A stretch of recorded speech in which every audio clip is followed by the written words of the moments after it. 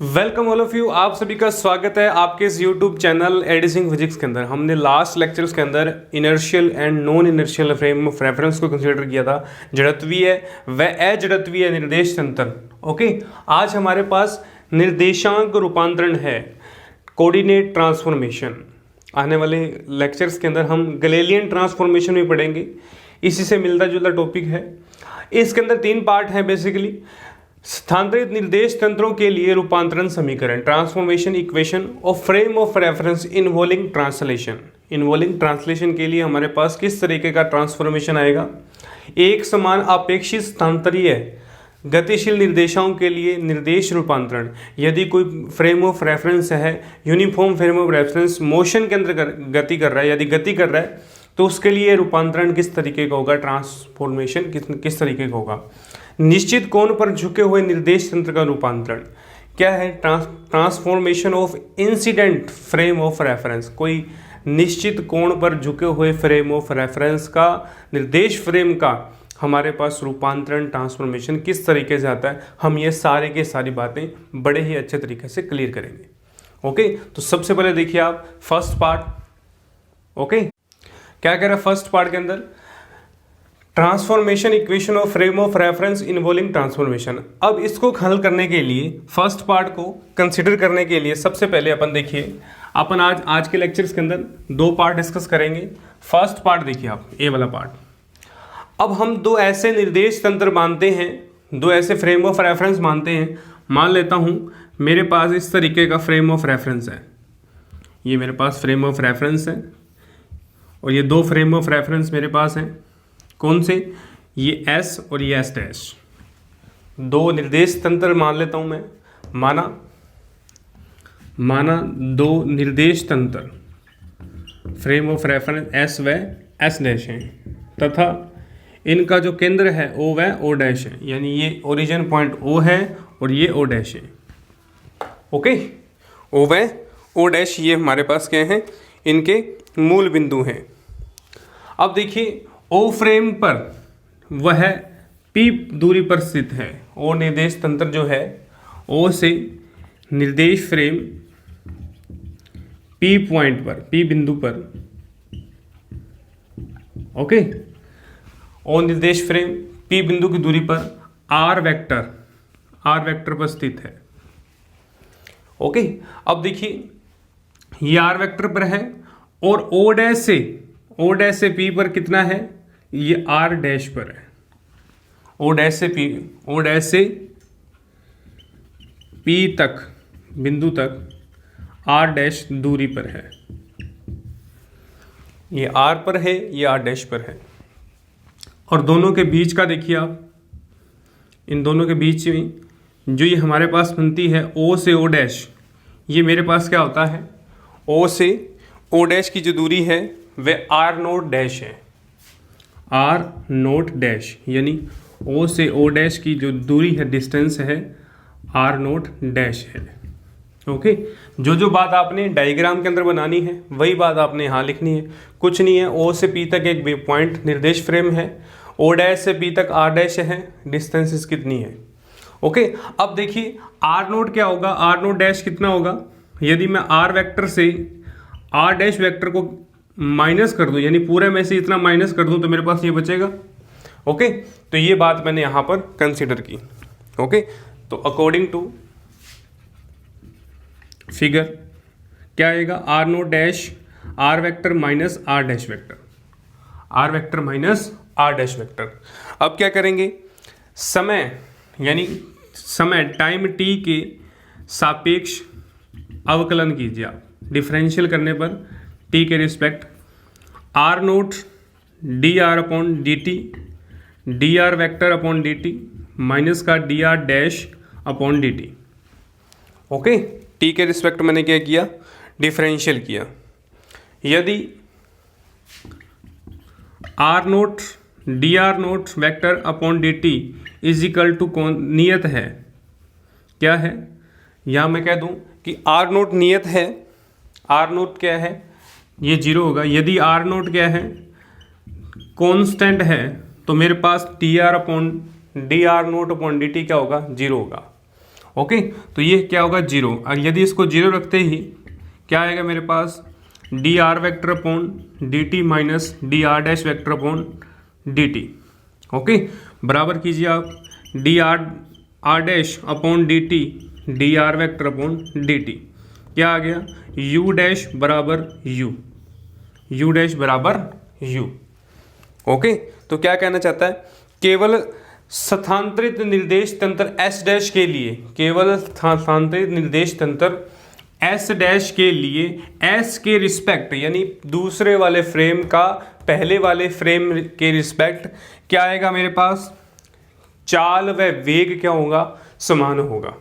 पहले वाले का दूसरे के रिस्पेक्ट क्या माने हम, वेग व त्वरण जो प्रेषित होंगे, जो वेग व त्वरण प्रेषित होंगे वो क्या होंगे, नियत चाल से या समान चाल से हमारे पास प्रेषित होंगे।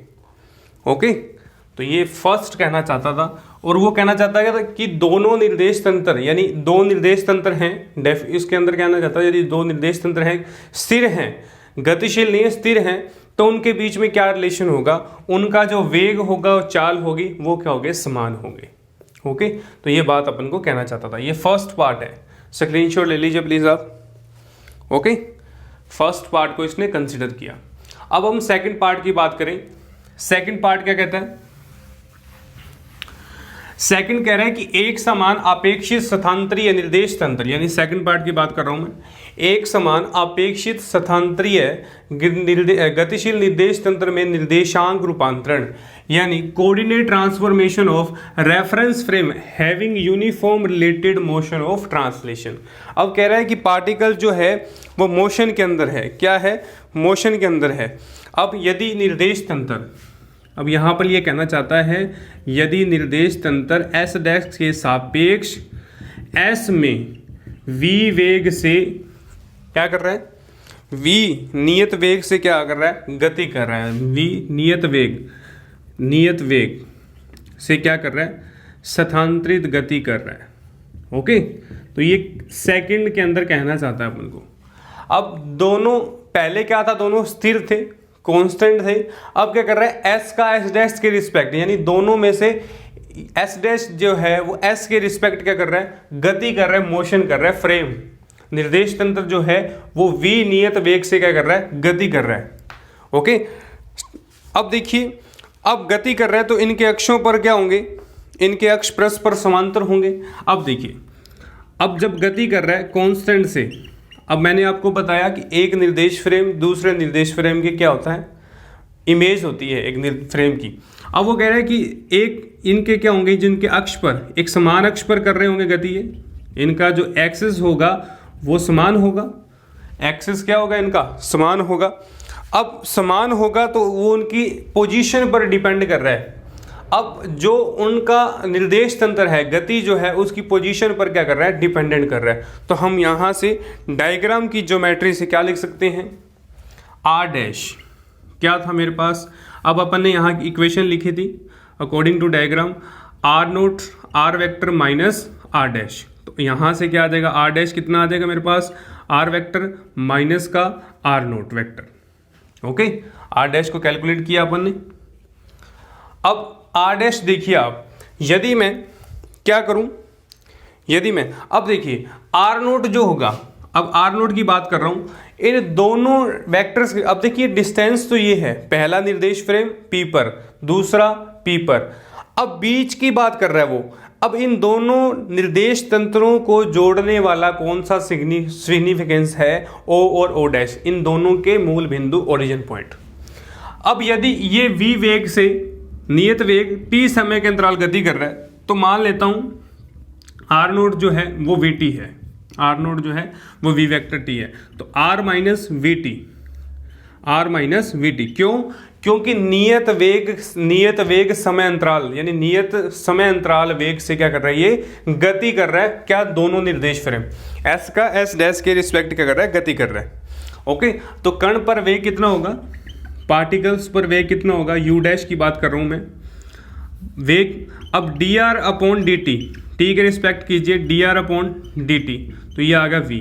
तो यहां पर u डैश कितना आ जाएगा मेरे पास, u डैश आ जाएगा r डैश यहाँ आर नोट कह दूँ अपन, R vector upon D T minus का D R naught upon D T. Okay, तो ये मेरे पास आ गया कण का वेग। क्या आ गया मेरे पास? कण का वेग। अब अपन बात करें कण के वेग की। ये कण का वेग मेरे पास आ गया। अब इसको अपन क्या कहेंगे? इसको u और इसको v। क्यों? क्योंकि हमने यहाँ से क्या लिखा है इसको? vt। तो ये आ गया u dash equals to u minus v। अब देखिए कण पर त्वरण एक्सेलेरेशन कितना होगा? एक्सेलेरेशन u डैश यानी a डैश कितना होगा? t की रिस्पेक्ट कीजिए आप, तो यहाँ du अपॉन डी टी और dv upon D T. Okay, तो ये हमारा एक्सेलेरेशन होगा। अब यहाँ कह दें एक्सेलेरेशन जो a डैश है वो a के इक्वस्ट है। a डैश जो है वो a के इक्वस्ट है। कहने का मतलब क्या होगा? एक समान स्थानांतरित गति व स्थिति परिवर्तित होंगे, परंतु यहाँ पर एक्सेलेरेशन जो है, जो त्वरण का मान है, वो अपरिवर्तित होगा। ओके, तो वो कह रहा है कि यहाँ पर जो इसका सार क्या हुआ, क्या जो वेग व चाल जो है निर्देश फ्रेम के अंदर, वह तो निर्देश फ्रेम में परिवर्तित होंगे, परंतु जो एक्सेलेरेशन है, जो त्वरण है, वो त्वरण क्या रहेगा? अपरिवर्तित रहेगा। त्वरण जो है वो अपरिवर्तित रहेगा। ओके, तो ये कहना चाहता है कि यदि एक समान अपेक्षित स्थानांतरित, यानी हम मोशन के अंदर दो निर्देश फ्रेम को लें, यदि इन दोनों फ्रेम के अंदर कोई मोशन हो रही है, गति हो रही है, तो वहाँ पर त्वरण जो है, जो एक्सेलेरेशन है, वो अपरिवर्तित रहता है, परंतु वेग व चाल क्या हो जाते हैं? चेंजेस हो जाते हैं। और पहले वाले के अंदर क्या था? वेग व चाल समान है जब दो निर्देश फ्रेम क्या है हमारे पास? दो निर्देश फ्रेम स्थिर हैं और नियत हमारे पास प्राप्त रहते हैं। एस व एस डैश जो हैं, जो निर्देश फ्रेम है, ये मेरे एस व एस डैश वो नियत हैं। ओके, इन दोनों के अंदर ये बताया गया। तो कोऑर्डिनेट ट्रांसफॉर्मेशन हमने पढ़ा आज। कोऑर्डिनेट ट्रांसफॉर्मेशन क्या है? कोऑर्डिनेट ट्रांसफॉर्मेशन एक का निर्देश फ्रेम का दूसरे निर्देश फ्रेम के रिस्पेक्ट, एक निर्देश फ्रेम का दूसरे निर्देश फ्रेम के रिस्पेक्ट हमने कैलकुलेशन करनी है, हमने उनके मान कैलकुलेट करने हैं कि वेग कितना आएगा, त्वरण में कितना चेंजेस होगा, यदि हम उसको एंगल पर झुका दें तो कितना चेंजेस होगा। हम आने वाले लेक्चर्स के अंदर, हम नेक्स्ट लेक्चर में पढ़ेंगे झुके हुए कोण पर हम यदि किसी एंगल पर निर्देश तंत्र को झुका दें तो उसमें क्या चेंजेस आएंगे, उसमें क्या परिवर्तन आएगा। ओके, तो मुश्किल नहीं है, आप इस लेक्चर को एंड तक जरूर देखना। ये लेक्चर जो आपके हैं, ये बेसिकली जो हैं आने वाले लेक्चर्स में सहायता देंगे आपको।